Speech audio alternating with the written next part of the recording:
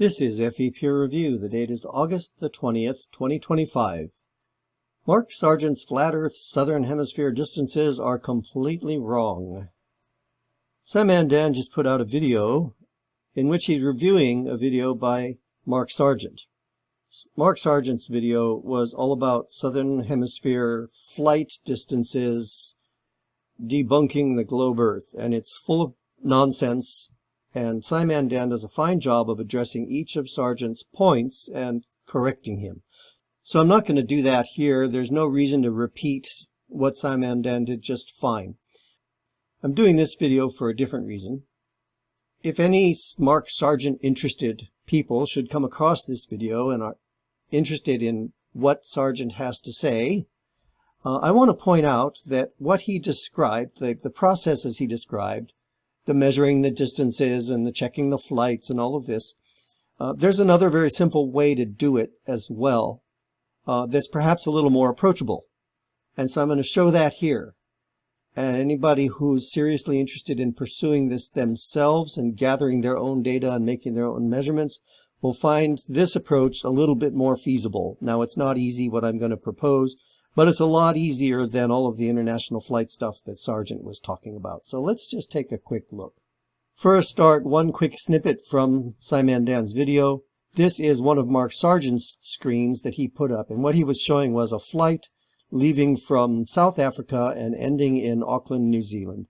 And he says that when he tried to get onto a commercial flight that would take him from South Africa to Auckland, New Zealand, he had to go through to Dubai and then back down to Australia and then over to New Zealand. And this whole thing makes, in his claim, a lot of sense on a flat Earth and no sense on a globe Earth. I'm going to leave it at that, but that's the gist of his idea, is to take these distances and chart them out on his various maps, the globe map and the flat Earth map. And that's what we're going to be looking at. This is the flat Earth map that Mark Sargent is content to use. Now, I know a lot of people quibble about this. They say, that map's not our model. Okay, that's fine. I have yet to see flat earthers as a group agree on a map.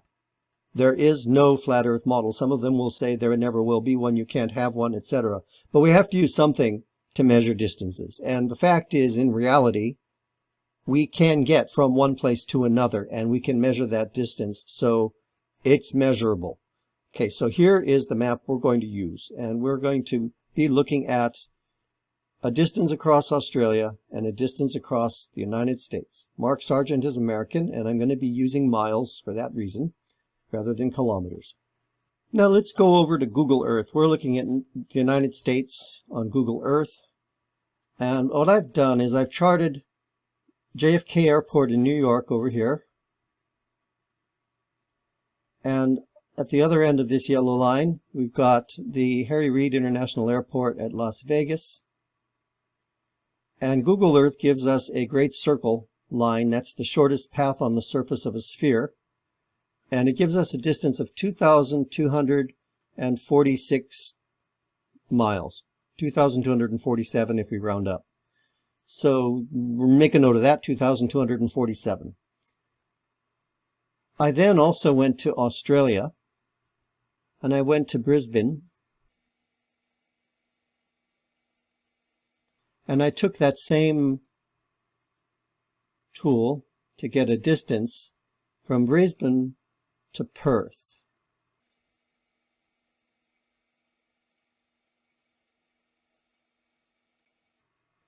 (2,246 miles). So we're within a mile. The distance, according to Google Earth, between Brisbane and Perth is within a mile of the same distance from John F. Kennedy Airport in New York to the Harry Reid Airport in Las Vegas. So they are the same distance, effectively, within a fraction of a percent. For reference, I also thought it might be interesting to see these as driving paths rather than great circle routes. So here's the driving distance from New York to Harry Reid, and it's a little longer, naturally, because it can't be a perfectly straight line, 2,550 miles. And if we look at the Brisbane to Perth drive, it's 2,683 miles, so a little bit longer. Apparently the roads in Australia aren't quite as straight as in the United States.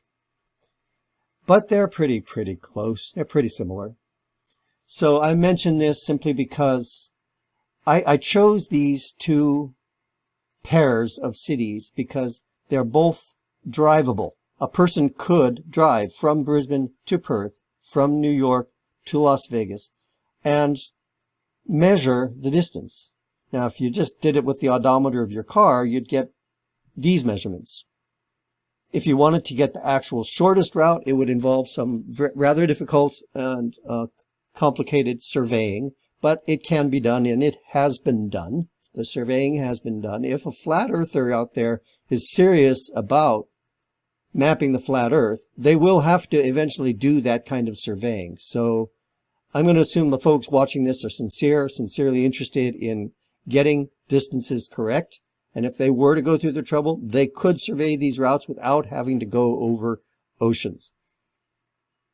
That said, if you're satisfied with driving, you could drive these routes and compare your results to what Google Earth shows. Now, you may say, well, Google Earth is a globe tool.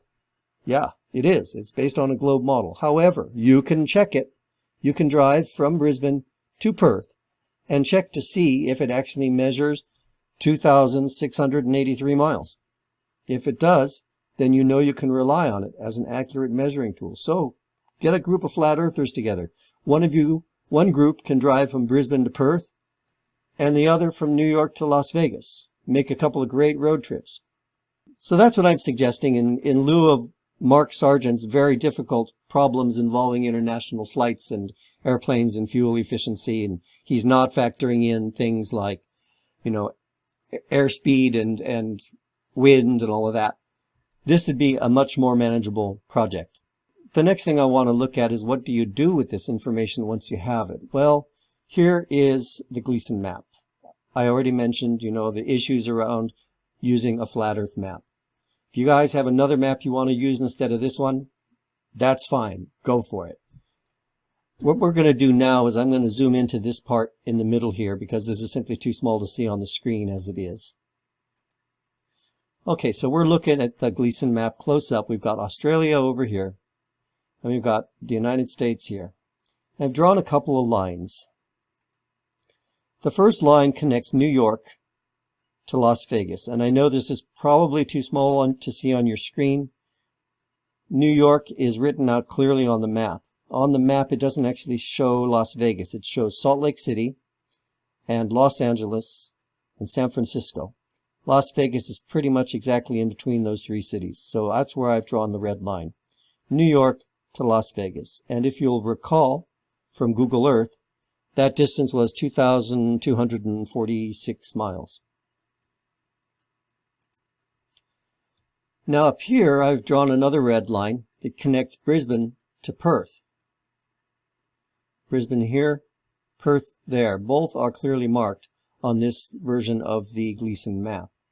This, by the way, was the highest resolution copy I could find of an original Gleason map. So we have 2,246 miles from New York to Las Vegas, and we have 2,246 miles from Brisbane to Perth. Let's compare those distances. I'm going to move a copy of this red line here over to there, put it side by side so we can compare it.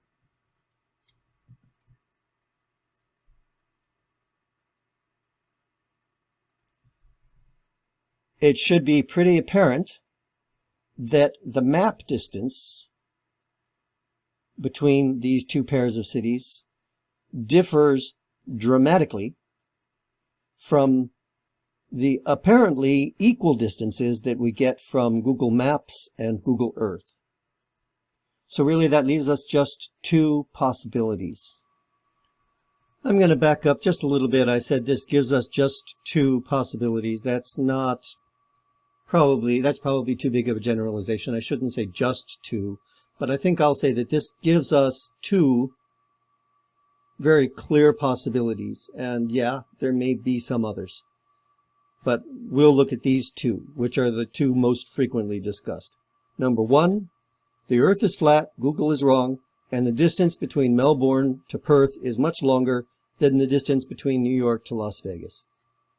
That is what we see on the Gleason map.